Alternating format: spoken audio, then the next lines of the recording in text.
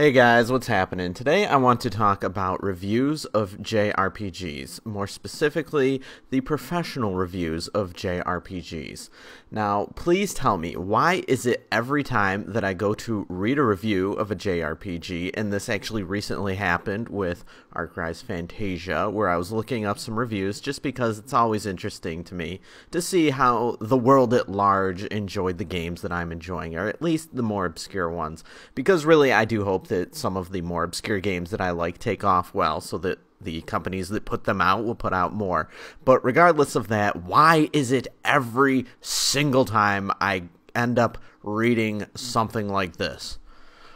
Well, you know, the storyline is standard anime bullshit with characters with big hair and large eyes, and of course they are trying to save the world and there are dragons and fantasy elements, and so this RPG, just like all of the rest, is pretty much standard crap that no one could ever possibly be interested in. Unless you are a big anime nerd. And if you are a big anime nerd, you might enjoy this. The gameplay is fun when you can wrap your head around all of the bad, long cutscenes. Oh, the game is so terrible except for some of the gameplay. 6 out of 10. Why is it that every single review seems to read or listen like that? Let me complain a little bit here about reviews of things that we do not deal with every day. Just because an RPG in this, or even a story, just because they deal with fantasy elements, just because they deal within the RPG fantasy genre, does not mean that the story is always exactly the same. Just because there are dragons does not mean that the dragons came from a certain specific place. Their prominence may be higher or lower depending on the game, and just because the characters have big hair does not mean that they are all carbon copies of each other. Now, of course, there's certain cliched characters that pop up all of the time, but guess what? American games are no better. Yes, sometimes the Japanese characters, they'll occasionally, or they have a knack for occasionally being a little more down on themselves. There's sometimes a little more introspection going on in the Japanese fiction that comes out. But guess what? Just because a lot of Japanese fiction deals with that kind of stuff does not mean that the American equivalents are really that much better. Yeah, let's see. God of War. Why is every, big, tough, buff American character always have to be a carbon copy of God of War's Kratos? Why does that have to be? Every character is Marcus Phoenix. Now, not to say that Marcus Phoenix is a bad character necessarily, but it seems like pretty much every American video game developer just loves to base their characters around these buff, tough, I'm going to beat you and stuff your legs within your neck and have blood spray everywhere type of characters.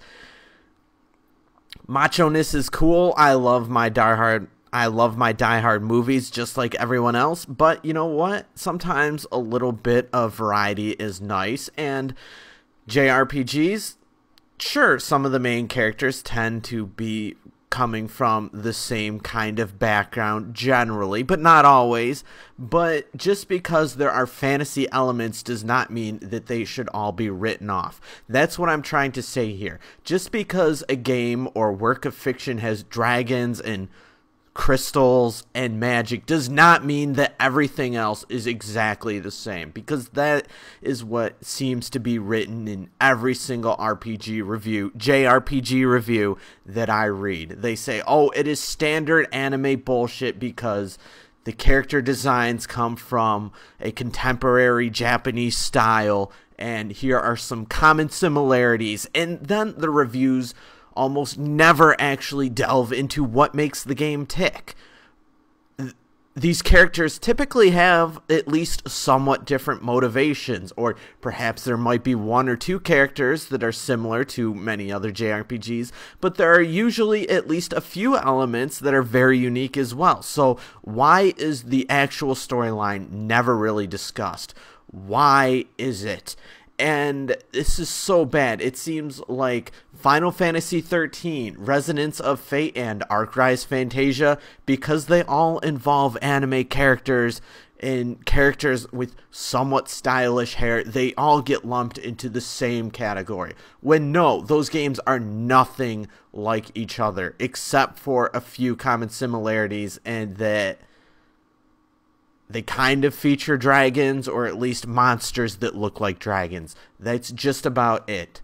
I think that a responsible review of Japanese games should get over these stereotypes and actually look at what the game is. Now, I know when you're going with the Nippon Ichi Software Disgaea type of game, you know, sometimes they tend to be a little more cutesy, but even the Disgaea games, they have different characters. They all had different motivations. There's a few similar themes, kind of, but not really, not entirely. If you're going to review those games, let me know what you actually think about the story compared to other games of that type. Do not just write it off. That is lazy writing by lazy people that do not even actually enjoy RPG storylines. I am sick of game reviewers that tend to like the same kind of crap, and that's it. If you're not into the RPGs, just don't review them. If you're not into sports games,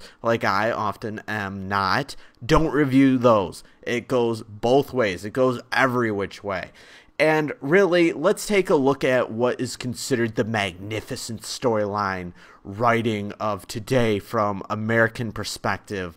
What is the big game right now? Red Dead Redemption. First of all, I'm going to say this. I think that American audiences, or at least American reviewers, go way too easy on anything that is Wild West.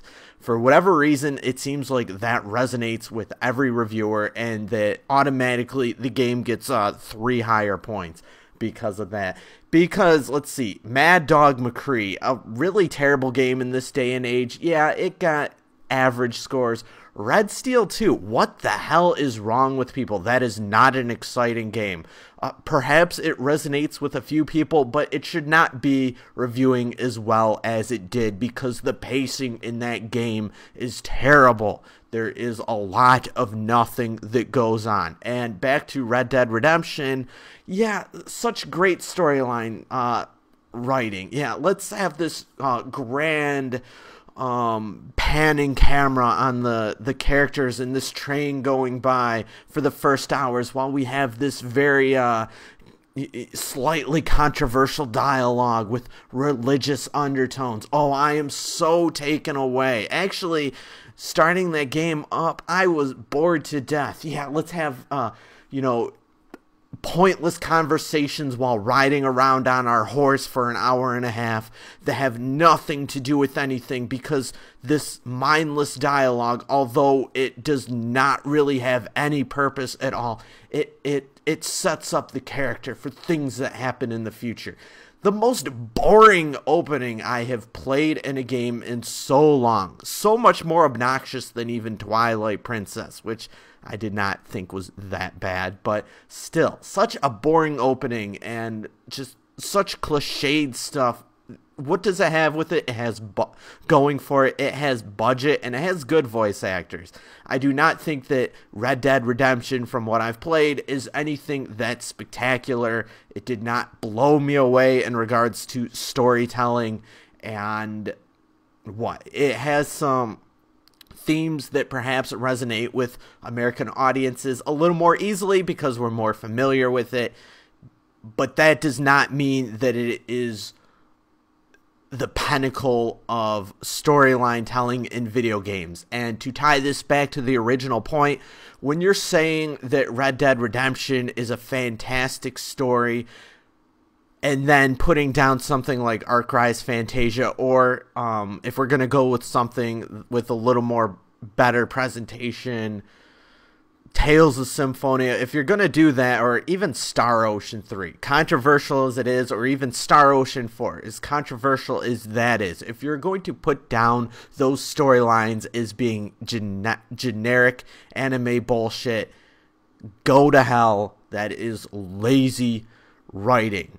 Either you think all video game storylines are not that great, because, truth be told, very few. I could go into a few that are amazing if you want to list what those are, but go right ahead. But very few really reach the pinnacle that a fantastic novel gets to. But then many books are pretty bad as well. So, yeah, come on, guys. Don't review games that you are just not that into.